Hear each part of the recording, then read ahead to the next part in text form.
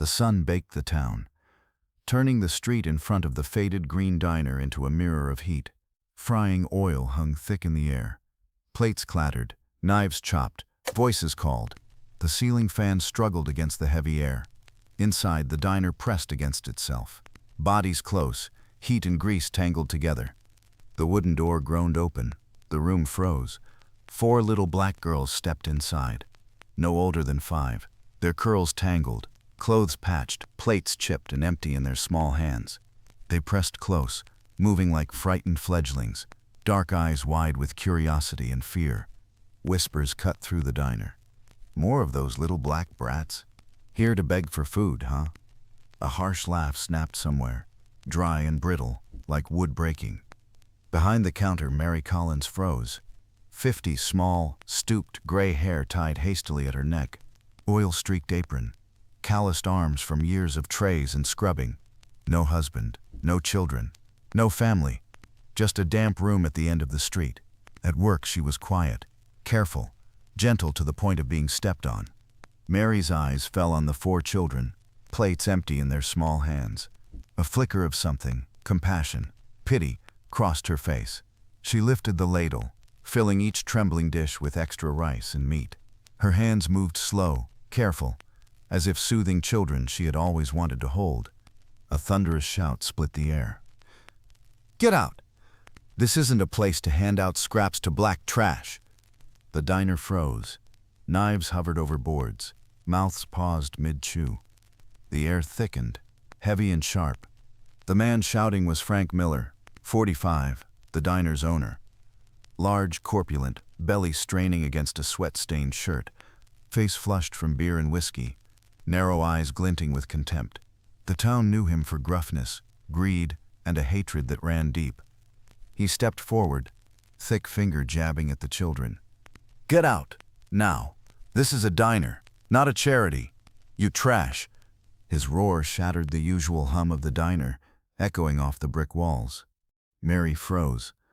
The ladle hit the tray with a hollow clatter. The 4 girls flinched, huddling together, shoulders trembling. The smallest whimpered, burying her face in her sister's shirt. "Wait a second. If you like this video, please like, comment, and subscribe. It really helps us." Frank glared at Mary, voice thick with sarcasm. "Mrs. Collins, got too much time on your hands, huh? Can't mind your own business, and now you're handing food to this bunch of wretches?" Mary lowered her head, lips trembling. No words came. Hands clenched, heart aching. Any resistance would only bring more insults. Around them, whispers swirled. Some nodded at Frank. Some laughed thinly. A few cold eyes swept the children, as if they were stains no one wanted to see. The 4 girls huddled together, eyes wide. They didn't understand all the words, but they felt the contempt like a fog pressing in. The air hung thick, sharp enough to cut. Outside, the wind whistled, but inside, the truth was clear. This was more than a diner argument. It was prejudice colliding with a fragile spark of compassion. Everyone saw it. The contrast was undeniable. Cruelty and injustice, and a quiet act of humanity daring to push back. Mary Collins, 50, lived alone in a small boarding room at the alley's end. Her life had been long shifts, meager pay, cold meals.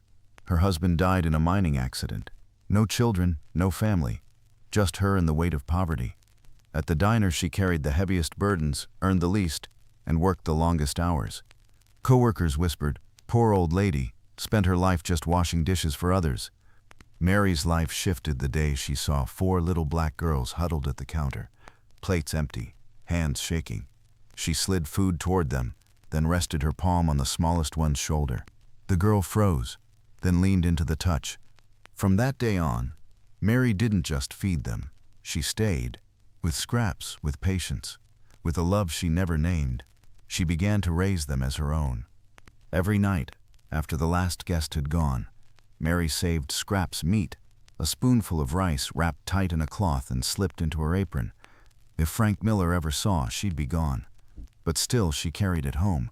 At the corner, under the broken awning, the girls waited. Mary pressed the warm bundle into their hands. The smell of grease rose between them, and for a moment the night air felt less cold.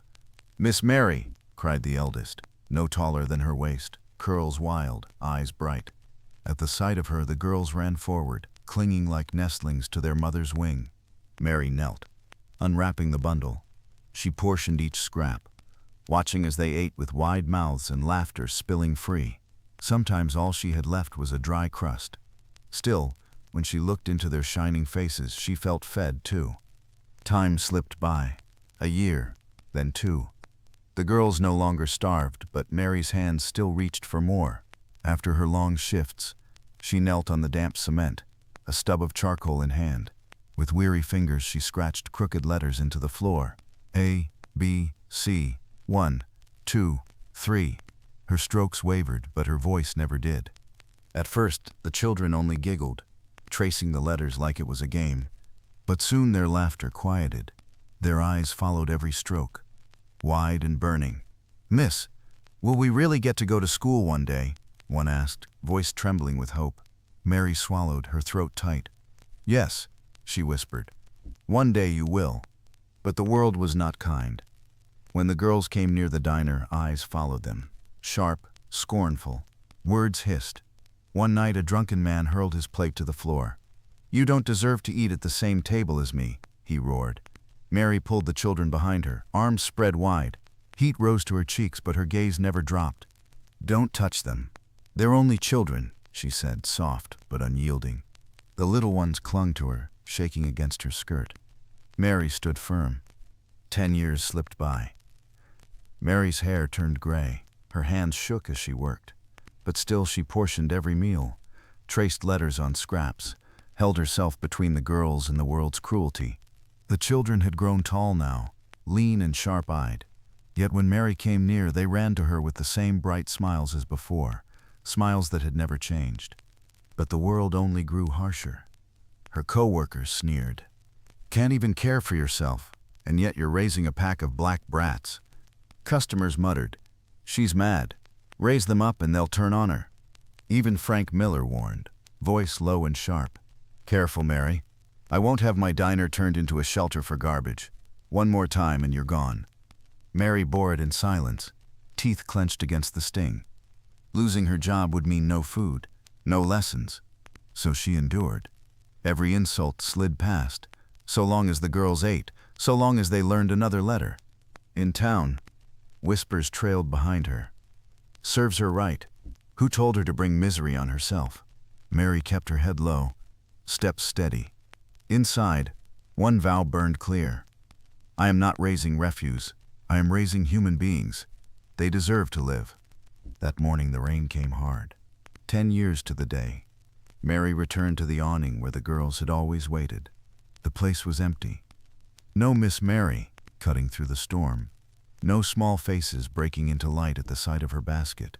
Only the shelter's corners remained, streaked with mud. Her chest clenched. She tore down the streets, shouting their names. The newspaper boy shook his head. The street sweeper, too. Even the other beggar children had nothing to offer her but silence. The 4 girls were gone, as if the rain had washed them out of the world. The first night, Mary didn't sleep. She sat under the awning until dawn. Waiting, on the second day, she skipped her shift and ran to the police. Blank stares met her. "So a few black kids are missing? They can fend for themselves." By the third day, her voice was gone, her legs heavy as stone. Still she found nothing. Time moved on. Only the wind remained, whispering through the empty awning. Mary broke. She held the ragged cloth she once wrapped their meals in and wept until her body had nothing left to give. To her, they had never been those black kids. They were hers, her children, her blood, and now her world was gone. The world wasted no chance. Laughter cut through the air, sharp as broken glass. See? What was the point of raising those black brats gone? Just like we said. Betrayal, from the very start. The words sank into her like a dull blade, grinding slow, merciless. Scorn pressed in from the world outside. Grief gnawed at her from within. Mary was being crushed on both sides. In her small rented room, Mary sat at the old wooden table, eyes hollow, fixed on nothing. 4 chipped porcelain plates lay before her, lined side by side. They had waited with her through 10 long years, silent witnesses to what was gone. Now, they were nothing but empty. 10 years of love, of sacrifice, of sheltering care, scattered like ash on the wind. Mary, who had owned nothing but the small well of her kindness, was left with only a hollow in her chest. 12 years had passed since laughter last echoed beneath the abandoned awning, and Mary Collins's life had sunk into a heavy silence. Time showed no mercy to a woman now past 70. Her back had bent further, her steps had grown heavier, her eyes dimmed by years of wind and weather. The old rented room at the end of the alley, with its moss-covered roof tiles and walls stained with damp, had become her only refuge. In the first years after the children vanished, Mary spent every ounce of strength searching for them. She knocked on doors at social agencies, pleaded at the police station, questioned anyone who might have known something, but silence was all she ever found. As the years slipped by and her strength drained away, a single flame of hope kept burning in her heart, that one day they might return. So long as they were alive, she told herself, that would be enough. In the town, Mary lived as a forgotten shadow. People remembered her only as the mad waitress who once raised those black girls that betrayed her. The gossip never truly died, it only sank into whispers that rose again when she passed by. She had grown used to the neglect, to the contempt in their eyes. Yet amid the bitterness, she held on to one ritual. Each day she set out the 4 chipped porcelain plates, as if still waiting for her children to return and share a meal. One autumn afternoon, as the air grew crisp and the sun dipped behind the hills, Mary sat on the porch, her hands trembling as she mended an old wool sweater. Then came the sound, a low, steady hum. She looked up. A black SUV, polished and sharp in the fading light, stopped right in front of her door. The car door opened. One by one they stepped out. Tall, poised, dressed with care, 4 black women stood before her, strong and radiant, their eyes shining with tears as they looked at her. One of them stepped forward, her voice unsteady. "Do you remember us? You raised us for 10 years. We've come back." Mary froze. The needle slipped from her fingers. She rubbed her eyes, certain her failing sight was tricking her. But no. The eyes, the smiles, the way they stood, it was them. Grown, yet still the children who had once clung to her beneath the old awning. "Is it really you, my children?" Her voice broke, trembling into sobs. The 4 women rushed forward, dropping to their knees as they clung to her. Tears poured, their sobs tangled with hers. In that moment, 12 lost years melted away, as if they had never been. When the storm of weeping eased, words finally came. Their leaving had never been betrayal.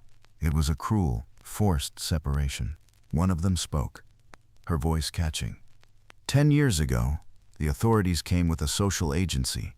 They said street children had to be taken to a shelter. They never let us say goodbye. They just dragged us away. We had no way to find you again.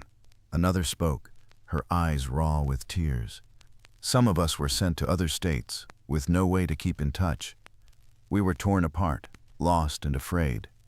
But in our memories, you never faded. The poor white woman in a waitress's uniform, slipping us extra food with trembling hands. Mary covered her face, tears seeping through her fingers. For years she had tortured herself, believing she'd been abandoned. But the truth was this: they had never let her go. They had only been taken. In the 12 years since, each had walked a different path. The first, Angela, was now a lawyer. Her curls were gone, her sharp face set behind slender glasses. Her eyes lit as she spoke. "I chose the law because of you. You showed me that children, the vulnerable, deserve protection. I wanted to stand in a courtroom and fight for kids like we once were." The second, Naomi, stood in a white lab coat, a stethoscope around her neck. Her voice shook as she said, "I became a doctor. That dream began the days you split every piece of bread, every spoon of rice for us. You saved us from hunger.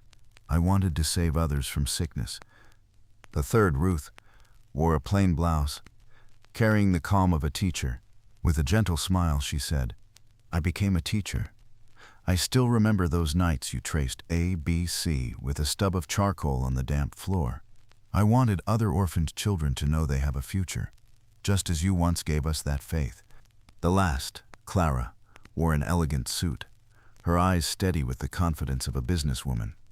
She took Mary's hand and whispered, "I went into business, building a life of my own, because of a promise that one day I would come back for you. I have dreamed of this moment for 12 years. The four clasped hands, then folded Mary's frail fingers into their own. Tears ran freely, but their smiles glowed through them. "We didn't disappear because we forgot you," Angela said, her voice unsteady. "It was your memory that kept us alive, that gave us strength. For 12 years we've waited for this day, the day we could find this place again and return to you." Mary broke into sobs. She looked from face to face. Grown, accomplished, so far from the thin, trembling girls they once were. Her voice quivered as she whispered, "My children, I thought I'd been abandoned. I thought everything I gave had been lost to the river. But no, you came back. You lived well." She pulled them into her arms. In that embrace, her weary heart flared again, like embers rekindled into flame. The truth stood clear at last. The betrayal had never been theirs, only a cruel separation forced upon them. And Mary, the woman once mocked and scorned, had been the one who planted the seeds of 4 radiant lives. That evening, golden light poured through the cracked window, glinting on Mary's silver hair and the tears of joy on her face. Held in the arms of her daughters, she was no longer the forsaken woman, no longer crushed by whispers. She was the root of their triumphs, the spark from which 4 flames now rose bright against the sky. News of the reunion swept through the southern town faster than any wind. Neighbors gossiped, cafes buzzed, the church murmured after Sunday service.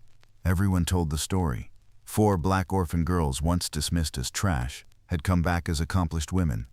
And at the center was Mary Collins, the poor, aging waitress once mocked by all, now revealed as the one who had sheltered and raised them through 10 long years. The next day, townsfolk gathered before Mary's sagging house, curiosity drawing them close. Faces that once curled in disdain now showed unease. A woman who had often sneered that Mary was bringing misery on herself hid behind a lamppost, unable to meet her eyes. A man, now middle-aged, who had once cursed the children, slipped away in silence, his head bowed. The gossip of years past stood exposed, not as truth but as proof of their own indifference. Soon the whole town buzzed with praise. Mary was hailed as the mother of 4 accomplished women. Local papers printed her photograph with the once orphaned girls now in suits and white coats, standing close as if guarding her in return. "From darkness, one lamp lit 4 lives," the headline declared. Mary cared little for the crowd, the praise, the cameras, the flashing headlines. None of it mattered beside the sight of her 4 children gathered once more at the old wooden table. They set the meal, their voices bright, laughter spilling into the silence that had pressed on her for 12 lonely years. The 4 chipped porcelain plates, once empty symbols of loss, were now filled again with steaming food. Angela, the lawyer, laid a piece of fish on Mary's plate and said softly, "You once divided every bite for us. Now it's our turn to care for you." Naomi, the doctor, held Mary's hands, tracing the calluses etched deep into her skin. She shook her head. "You've worked too hard. Now you must rest." Ruth, the teacher, wrote down every story Mary told, as if determined to keep each memory alive forever. Clara, the businesswoman, had already planned with her sisters to repair the old house, to furnish it anew, so Mary would never again live in decay. Seated among them, Mary's eyes filled with tears. She whispered, "I never thought I'd see this day. With you back, I need nothing else. At last I have a home." Across the town, change was plain. Those who once mocked now lowered their heads in shame. One afternoon, Frank Miller, the former diner owner, his business long since withered, paused outside Mary's house. He opened his mouth as if to speak, but the steady gaze of the 4 young black women inside left him silent. He bowed his head and walked on. The old regulars, too, no longer dared to repeat the cruelties they once tossed so easily. By contrast, when Mary walked through town now, people greeted her with respect. The church invited her to the pulpit to share her story. The newspapers called her a symbol of compassion. But Mary only smiled, quiet and humble. She knew she had never done anything grand, only what a mother's heart could not help but do. That winter, Mary's crumbling house was remade into a warm home. Her 4 daughters took turns visiting. tending her meals and medicines with care. Laughter and voices filled the air, pushing back the cold. Mary no longer waited tables, no longer bent her back washing dishes for those who once despised her. She was now the heart of a true home, loved, cherished, cared for. One afternoon, with golden light spilling across the valley, Mary sat on the porch, her daughters gathered close. Her voice was soft, slow, but steady with feeling. I once thought I was nothing, that I had raised children only to be abandoned. But now I see patience and kindness are never wasted. You are the proof. Angela clasped her hand and whispered, "Without you, there would be no us. You are the root from which we grew." Mary smiled, her eyes shining as she watched the sunset. She was no longer the ridiculed waitress. She had become a symbol of compassion and faith, a testament that even in darkness, one small flame can light the sky. The story ended, but its echo lingered through the town. Perseverance and kindness in the shadows are the seeds of greatness. Justice may come late, but when it comes, it reveals all in its light. Message. In life, seeds of goodness are often sown quietly in the barren soil of prejudice and injustice. People mock them, trample them, believing the kindness of the poor is useless. Yet time proves otherwise. Small, patient, silent acts grow into towering trees, giving shade and strength for the next generation to rise. Mary Collins was once scorned, yet she became the root of 4 radiant lives, and the children once thought abandoned became proof that justice may come late, but it never disappears. Their story reminds us, compassion, no matter how small, can alter destiny itself, and in the end, bring all things into light.